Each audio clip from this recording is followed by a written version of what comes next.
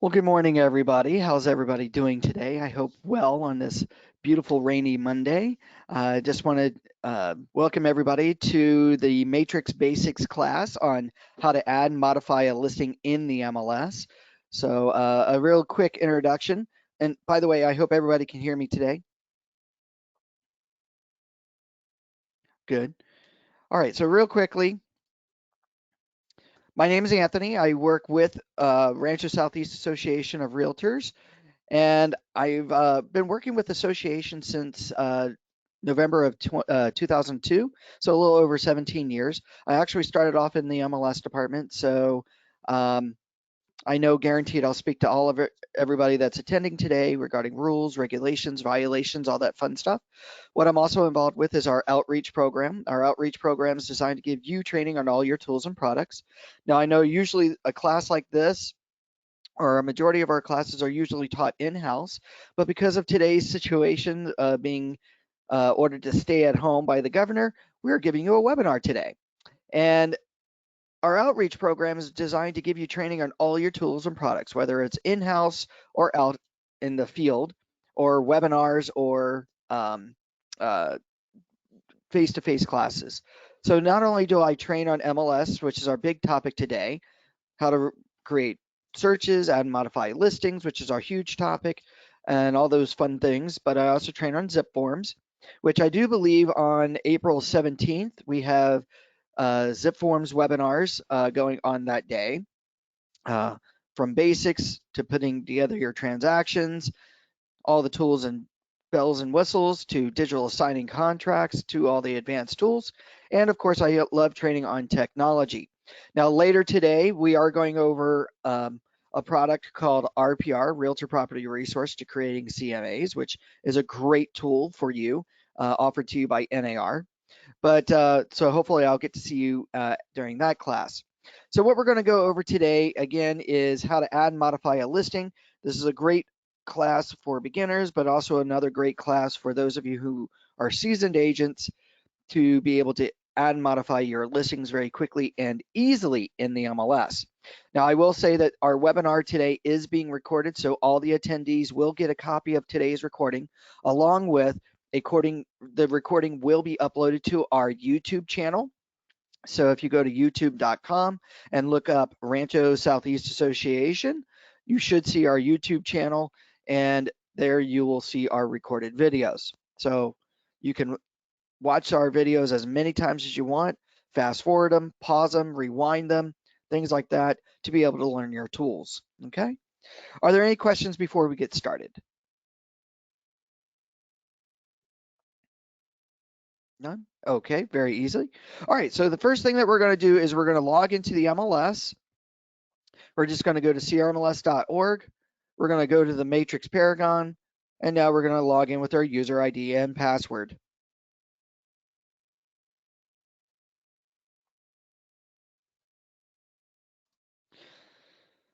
Now, when we go to add and modify a listing into the MLS system, and by the way, we're going to now come over to where it says CRMLS Matrix, and we're going to click. Here, we're going to be able to do everything that we need to do in the MLS, running our searches, but most importantly, we're going to go to add and modify a listing.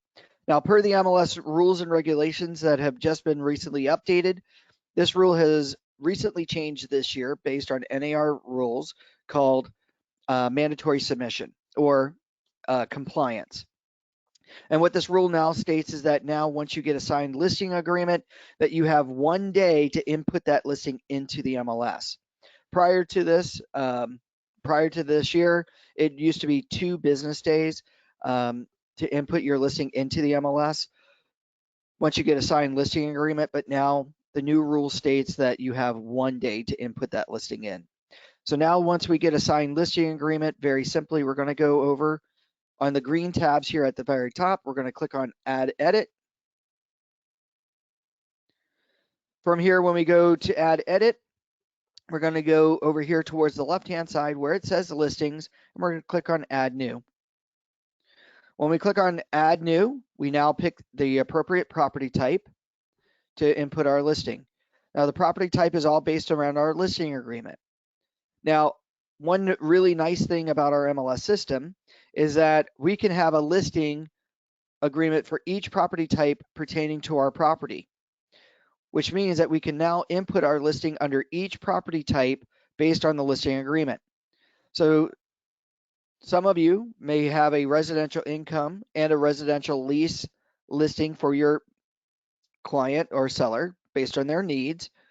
We can now very simply input that listing under both property types. Again, it's all based around the number of listing agreements that we have for the property. To add a listing, we just simply choose the property type. As an example, residential for sale.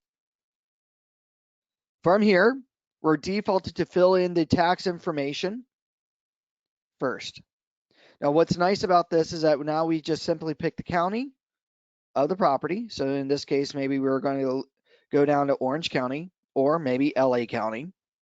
And from there, we're going to now, after we choose the county, put in either the APN number or parcel number or the street number and street name. We do not need both. It's one or the other. Okay. So as an example, if we choose the county, now we put in maybe the street number of the property. Now when I hit search, I'm now telling the system to look for everything at 6 Clearwater in multiple counties or in Orange County. So here we pulled up multiple cities. Now at this point, we find the property that we need and we click on fill in from tax records. Now we're going to be taken to the section where we can now begin to fill in our listing. Now what happens if we have a property that we don't know or that doesn't have an APN number? Say it's a property in a co-op community. Most co-ops do not have APN numbers to reference their tax data information. Well, we can still add those properties into the MLS. Very simply, we're going to click on Add New, say for residential, but then in this instance, instead of filling in information from tax records, because technically with a co-op there is no tax records to populate data from, we can very simply come over towards the right-hand side and start with a blank form. When we click on Start with a blank form, now we can input the entire listing from scratch. We do not need to input a parcel number on those co-op properties. Just fill in the dark colored fields to input our listing. Okay. Now what happens if I have a listing that says that I am relisting? Say the property expired or was withdrawn. Well, we can add those properties too, but we don't want to do everything from scratch. There is a feature here under Add New, Residential, that if I was the prior listing agent on a property, say as an example, it was a residential lease, then I'm going to relist again because maybe that lease or that landlord wants me to now relist their property.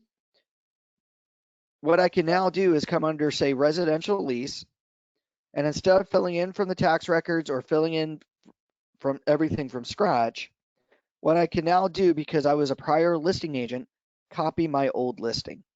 I can come over here towards the top middle and click on Copy My Listing. Now I type in the old MLS number of the property and hit Fill From. A majority of the fields will be copied from the old listing to the new. What will then happen is that the listing itself, certain fields won't be populated in, like list date, expiration date, list price, and of course, depending on how old the listing is, I may need to fill in some of the newer fields that were just recently added in say, the past year. Okay. Are there any questions about how quickly we can add in or fill in from the tax records or start with a blank form?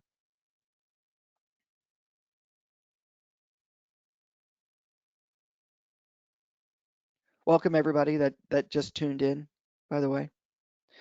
All right, so real quickly here, what we can do is fill in, say, from the tax records again.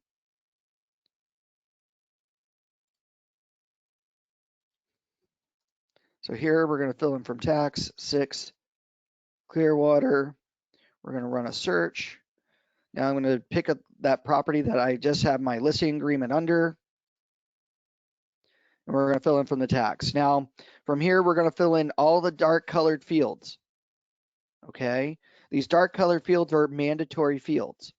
So say we put in our list price.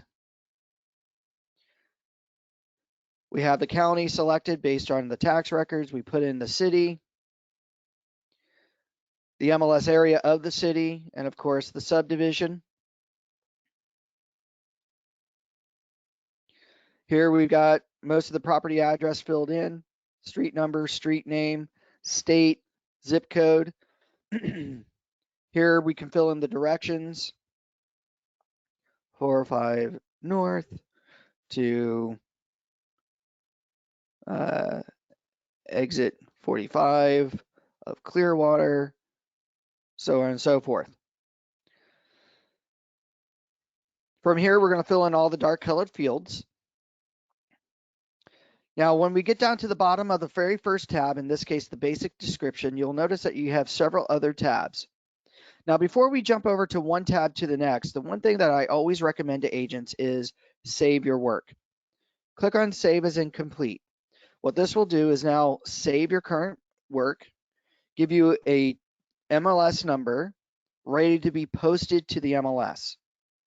Now, the reason why we want to hit Save as Incomplete under each and every tab, whoops,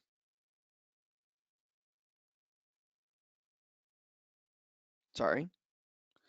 The reason why we want to do that under each and every tab is that we want to save our work periodically. If you've ever worked with computers long enough, it's usually that key moment when you've just inputted a listing into the MLS or you're about to hit Save as Complete, that all of a sudden everything crashes and you've lost all your work. So before you jump from one tab to the next, always hit Save as Incomplete. That way you save your current work, whatever you've selected, in whatever manner before you jump over to the next tab. Okay? Now, as an example, or maybe you're inputting the listing and then before you say go out to dinner or go to lunch or meet a client at an appointment, always hit Save as Incomplete to save where you're at. If you immediately exit the MLS, you're going to lose all your data, and you don't want to do that. All right, the next tab, next to basics, is the description. Here we have the public remarks description. Here, input your property description. Now, the public remarks area is meant to describe the aesthetics of the property, like 3-bedroom, 2-bath, end of the cul-de-sac, upgraded countertops, stainless steel appliances, things like that. Here in the MLS, as you're inputting the listing, in red at the very top of the public description gives you a reminder of the MLS rules of what is and is not allowed in the public description. Make sure you adhere to the MLS rules and regulations. There are huge fines starting at $250 and go up if you put in the wrong information. So, in your property descriptions, please do not include gate codes, alarm codes, lockbox combos, information like vacant, go direct, FSBO, owner occupied, open house information, showing instructions, email address, websites, phone numbers, agent assistant information, anything like that. This is only meant to describe the aesthetics of the home. Now, currently, with the COVID-19 epidemic or pandemic that has been happening, one thing that the MLS has allowed to be inputted in is the 360 or Matterport tours into the public description temporarily. Okay, so outside of your description, you can include those web links to the 360-degree tour to allow members of the public to virtually be in the home. And if you don't know what one of those look like, we can show you at the end of the day. Now, by the way, when it comes to your public description, you are limited to 1,500 characters. So you really have to be super descriptive in the short amount of words because that 1,500 characters go really quick. Underneath the public remarks, you can include what the property includes and excludes.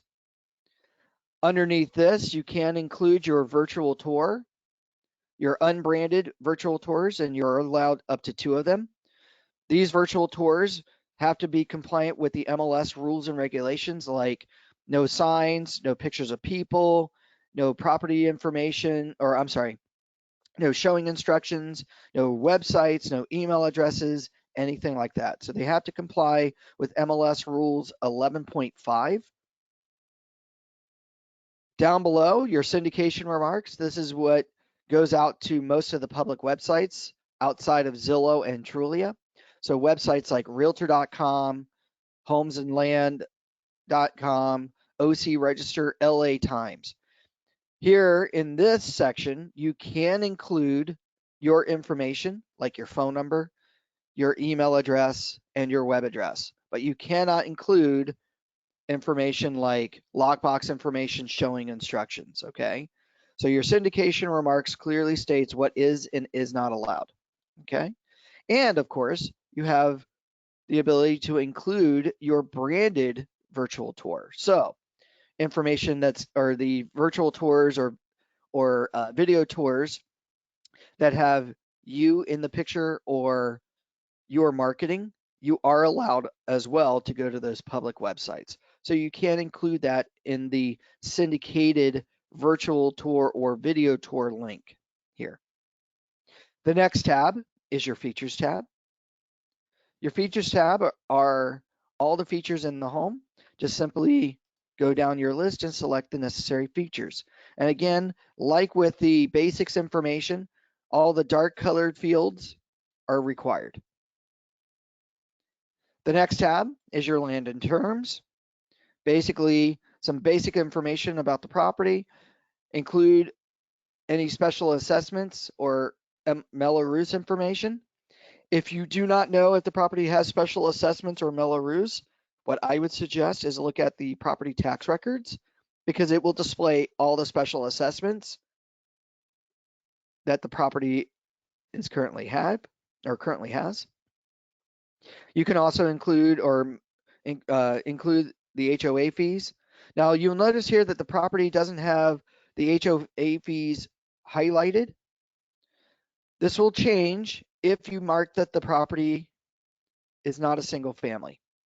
If in case you were back at the basics tab and you said that the property subtype is a condo,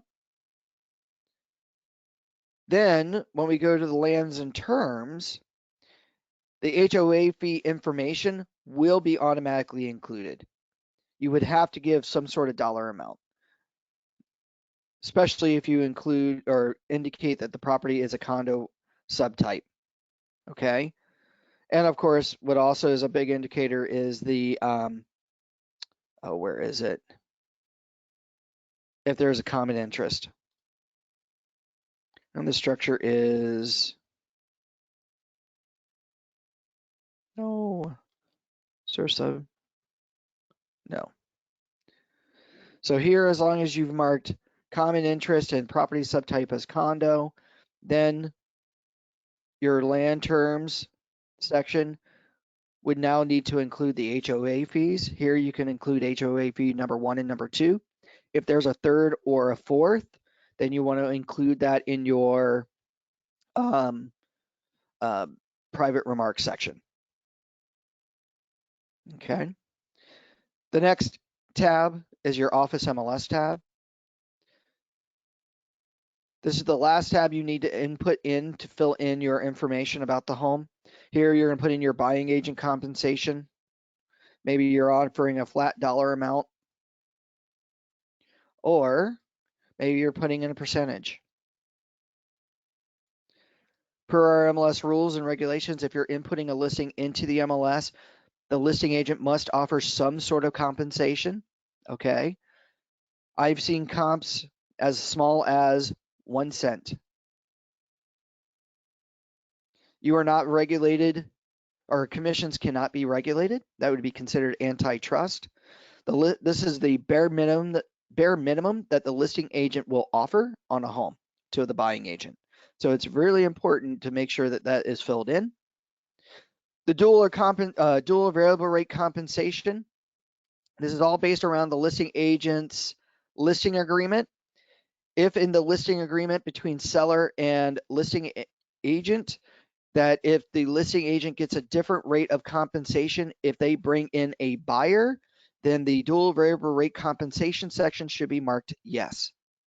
So if for some reason the listing agent is getting a different rate of compensation than would any other buying agent for bringing in a buyer, and that's listed on their listing agreement or stated in their listing agreement, then the listing variable rate compensation is yes.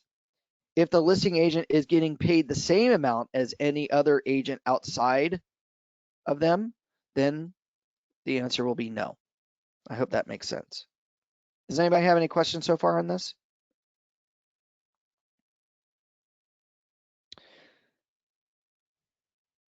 Down below, you have the showing instructions, lockbox type, where the lockbox is located, your agent information, and we'll talk about this here in a second. And then, of course, more importantly, your private remarks. Your private remarks section here is to be directly to the buying agent so the public doesn't see this. So anything that's special about the property that the agent would need to disclose to their potential buyers, like death on property, agent related to seller, short sale, so buying compensation contingent on bank approval, yada, yada, yada, so on and so forth. That is all for the private remarks section. Your showing instructions, call first, go direct, shown by appointment only, 24-hour notice, give Anthony a call at 949-555-5555, okay?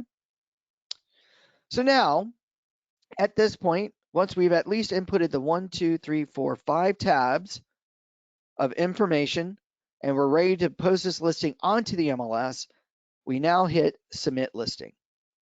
Now, what's nice about this is that when I hit submit listing, the system automatically looks at everything, and if I'm missing anything, it will indicate immediately at the very top all the tabs that I'm missing information with red exclamation marks. Now, what's super nice about this is that if I jump to that tab, I immediately get to see the sections indicated with a red exclamation point of information that's missing. So now this is a great way to be able to make sure that you review. So if you as an agent hit submit and your listing doesn't say, congratulations, you've successfully submitted your listing, right? Look for these tabs at the top with the red exclamation point, click on it, and now look for in that section the fields that are missing information. So like that land term, we make sure that we fill in the information, the features. We need to make sure that we fill in something in those fields. If that doesn't apply, then we're going to hit none. And now what we're going to do is we're going to go through all these tabs, making sure everything's filled in. And then when we hit submit, it should then say, congratulations. Your listing is now active. Once your listing goes active, now your listing is advertised to more than 91,000 public websites. This includes the 90,000 plus agents that have an IDX feed on their personal websites. This includes all the 1,200 public websites like Zillow, Trulia, Redfin, Realtor.com, OC Register, LA Times, just to name a few of those public websites automatically. It is virtually impossible for someone not to find your listing on the internet, okay? So real nice advantage here is that when we put that listing into the MLS, there is a worldwide advertisement of this listing on the internet, okay? Are there any questions on adding a listing into the MLS?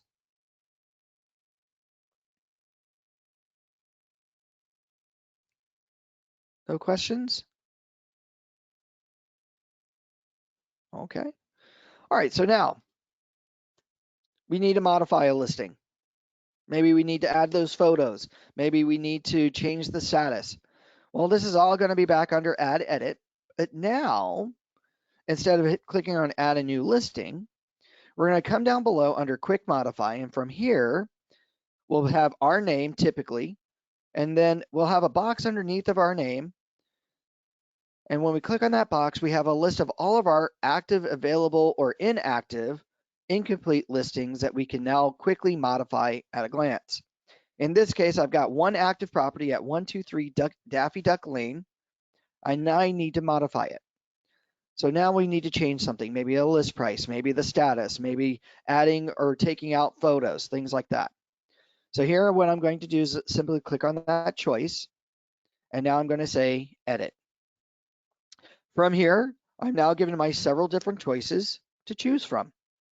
The first is the residential section. Here, when I click on residential, I can now go into the body of the listing and modify anything about this property that I have listed in the MLS. I can change the list price. I can change the information about the property, maybe the living area square footage, because maybe the seller just added or finished their add-on. I can now change the living area square footage. Anything about this, I can even modify the property description if I need to. Okay. The next thing that we can modify is scheduling an open house. Right below residential, we can click on open house, and this is where we can begin to schedule our open house. We can pick a date when we're having the open house, the times, the start and the end time, who the showing agent is, in this case me, because I'm the listing agent. I can say that it's attended by myself, by the seller, or it's not attended at all. I can say if I have refreshments, is there a drawing, like, oh, I don't know, a $50 gift card. The open house type is important. Now, because of the COVID-19 or the coronavirus situation that we have, if we hit the down arrow, we used to see public open house, broker open house, okay? Now, because open houses are a little bit trickier to host, we have a virtual public open house and a virtual broker's open house. Now, what it means by virtual is two things. One, if I have that 360-degree tour done by, say, Matterport, I can come right next door here or to the next field that says virtual open house URL, click in the box and put in that URL for my Matterport tour.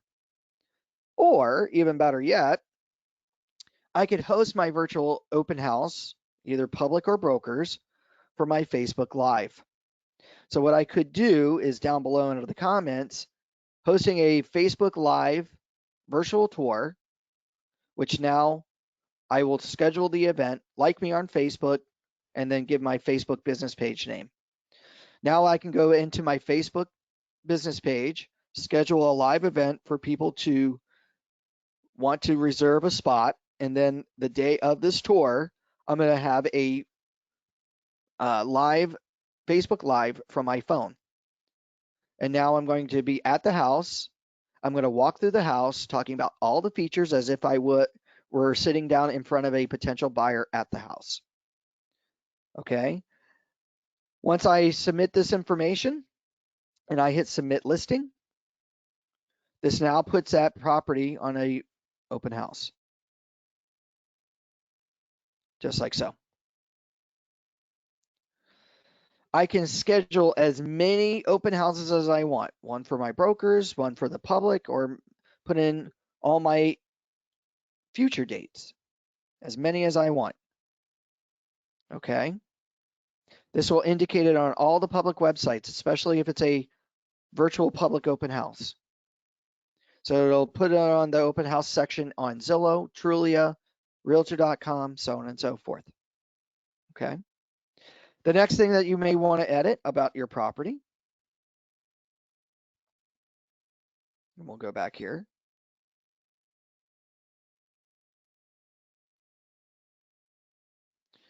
is changing your status from active to active under contract, pending, sold, hold. Now, most real estate agents will not have access to change to canceled. Because I'm a trainer, I do have this choice here. So only a broker can cancel their listing or cancel a listing for an agent. So in this case, you would only see active, active under contract, pending, sold, hold, and withdrawn. Now, if you get into escrow, make sure that you have within 2 business days the ability to change your listing to either pending or active under contract. Now, if you don't know what the differences are between active and active under contract, very simple. Active under contract states that you have a signed accepted offer between seller and buyer, you have opened escrow, but either A, you're waiting for contingencies to be removed, or B, the seller has given you explicit instructions to solicit the property still to entertain other offers to be put into backup position. Okay. Pending status says that you have a signed accepted offer between seller and buyer, you have opened escrow, but either A, your contingencies have been removed, or B, the seller has instructed you to no longer solicit the property anymore and just go with the one firm offer. It is perfectly feasible to go from active directly into pending, depending on what your seller's needs are. Okay. But in either case, once you've opened escrow, go into your listing within 2 business days and change your listing to either active under contract or pending to indicate that your property is now in escrow. When we choose, say, pending or active under contract, you are now going to fill in the necessary information to change your listing, like your purchase agreement date. When did the offer get accepted? What's your estimated date to close the property? Okay. Now, just so you know, no one of the public ever sees this estimated information. So say, as an example, we accepted escrow today, and that our estimated close is next month. And now we're going to put in our estimated price. What type of financing? Is it FHA, VA, assumed, cash, cash to new loan, cash to existing loan, things like that. Concessions. Concessions typically is what a seller tends to pay a buyer to offset the cost. So like, oh, maybe the seller decided to pay $15,000 in concessions for the buyer's closing cost. Concessions are not commission. So don't confuse your $15,000 buying agent commission as a concession. That is not a concession. A concession is something that the seller pays to the buyer to offset that purchase price. Okay. And then most importantly, we need to put in a buyer's agent information. Okay. Now this is where we need to make sure that we look at the contract, and this is how we give the buying agent credit. Now the buying agent doesn't get credit until the listing is actually officially closed. Now, maybe we just have their first name and last name based on their contract, but we don't know their user ID for the MLS. Now their user ID is not their DRE license number. So what we want to do is click on the button that says find, and we want to find that agent. So here we're just going to put in an agent. Let's see here. Ray Cinco. And now we're going to run a search. We're going to find that agent. There he is. We're going to say fill in his information. And now we're giving him his credit. Now from here, we're going to scroll down. Oh, and if there's a co-buyer agent, we can come down below and put in the co-buyer agent information. We can find them, put them in. Or if they work for a team, we can now put in the buying agent's team. They just need to tell us what the team name is. And then once we do that, we're going to hit submit listing. Now this will officially change the status from A to either U or A to P. Okay. The next status is closed, sold. Here under sold status, this is when we officially close escrow.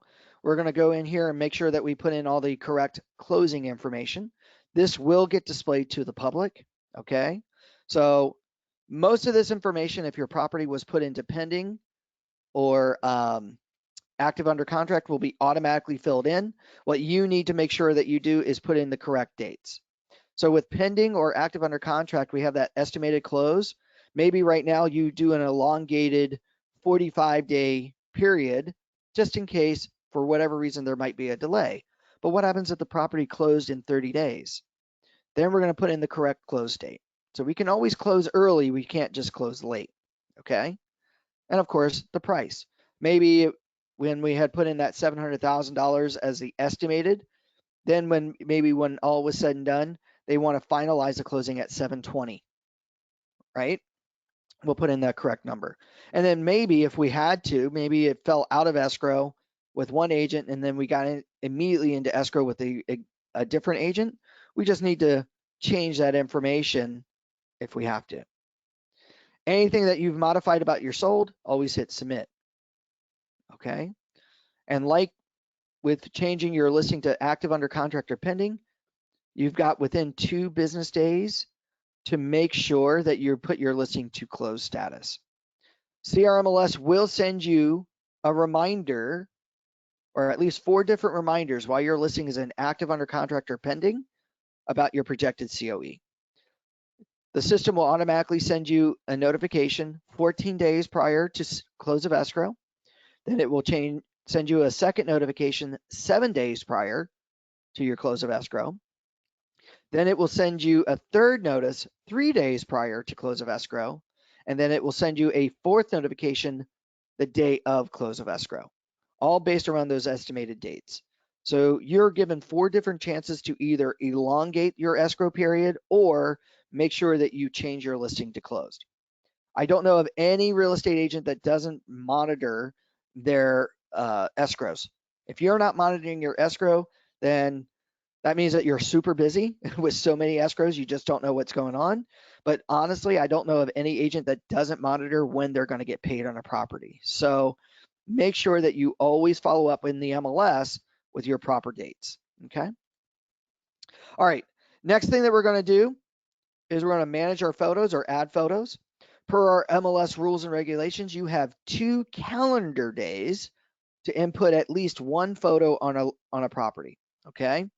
Now, this was recently changed about 6 or 7 months ago. It used to be 5 days to get at least 1 photo on. Now it's 2. Now, you'll notice here I said 2 calendar days, not 2 business days. When it comes to your photos, you can take your photos at any given time. You're not limited to your business day period about your escrow periods and things like that, when you can open escrow, when you can close escrow. So that's all key. But here, when it comes to your photos, you can upload your photos at any given time. So you are given only 2 days to upload your photos into the MLS. Now, to upload a photo, you can just simply click on where it says Manage Photos. From here, we can upload at least 75 photos to a property. We are reminded per our MLS rules and regulations 11.5 about what's allowed and not allowed in photos, okay? Under the photos, policies, and rules, which they give you a link for that, very simply, and we'll pull up the rules and regulations here, and we're going to jump to section 11.5.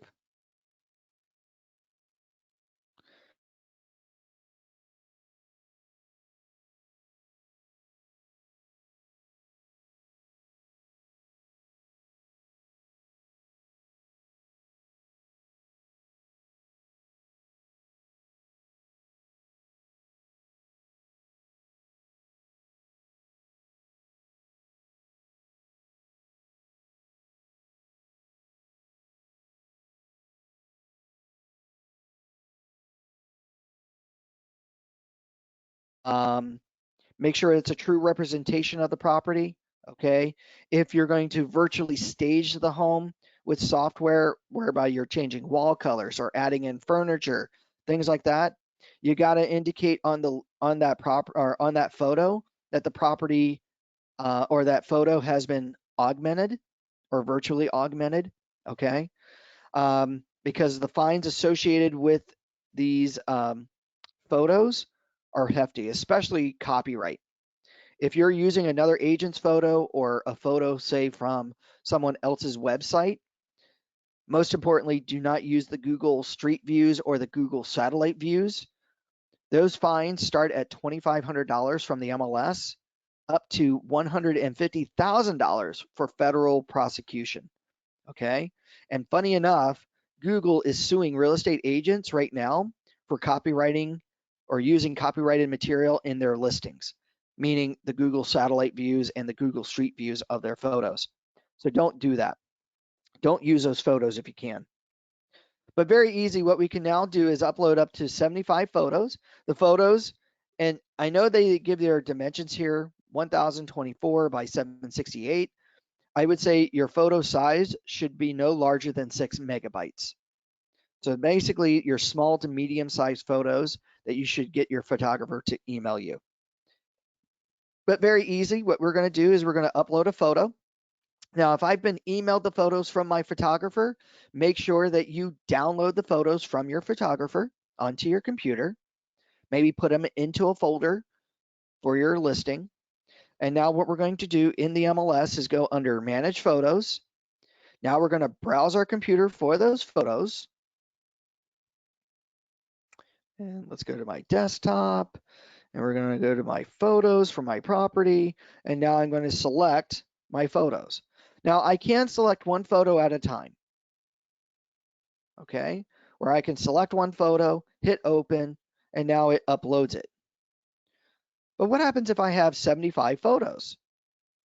Well, what I can now do is very simply upload all 75 photos at once. Now, how we do that is that when we go to browse our computer for those photos and we find them, we're going to simply select the very first photo and hold down our control key on our PC or hold down the command key if you're using a Mac, and now select the other photos.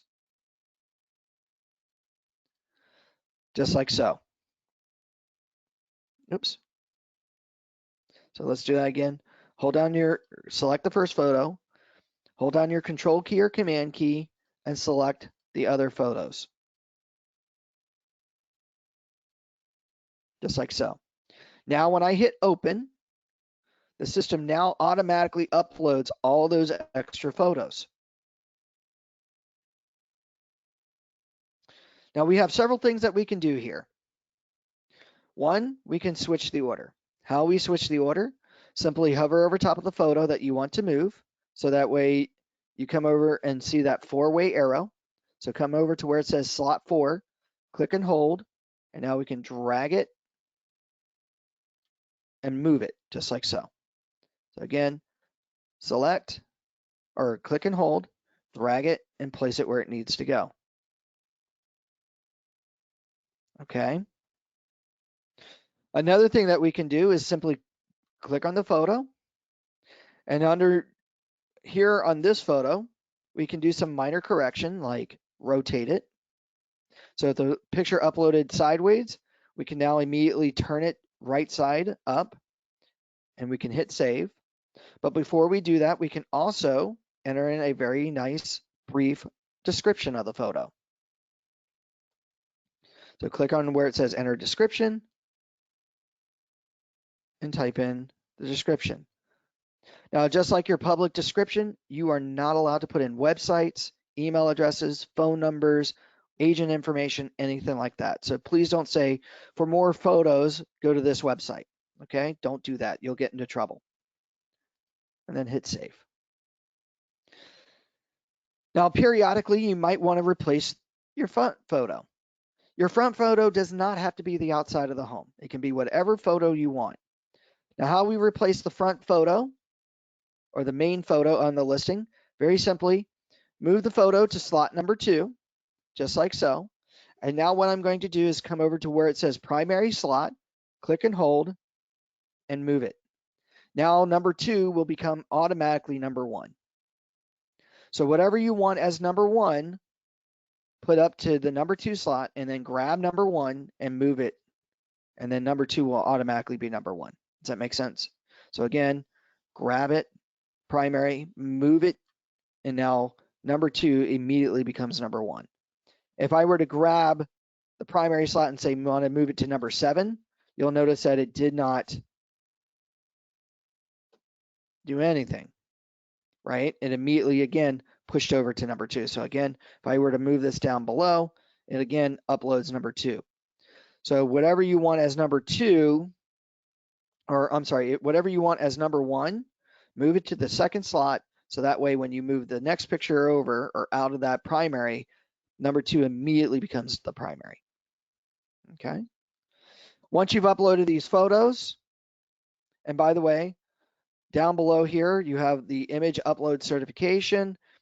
Says that you are agreeing to the terms here, that you have the rights to use these photos between you and your photographer. The photographer has given you the right to use these, or that you, the photographer yourself, are giving yourself permission to use these photos. Then hit certify and save.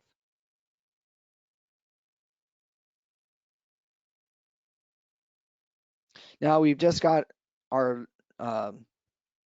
listing with all of its photos. It's out there to the world for people to now go and view. And now what we can now do is sit back and wait for our showing instructions or our showings and of course offers. Are there any questions on add and modifying a listing?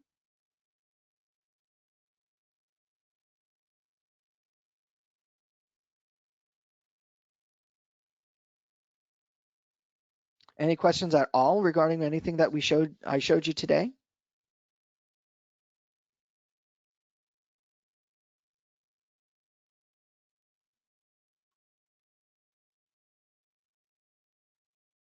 No one has any questions? Well, if no one has any questions, we are done today. So I know we finished about 10 minutes early, so I want to thank everybody for attending today's webinar. Again, today's webinar is being recorded. All the participants will get a copy of today's recording so later on today. So if you have any questions or anything like that, please feel free to contact me. I can be contacted via phone or email. Feel free to call me at 949-586-6800. My extension is 104. Or feel free to email me at Tony, Tony, at ocrealtors.org. I hope everybody has had a great and wonderful day, and I want to thank everybody very much for watching, and I hope to talk to you soon. Bye-bye.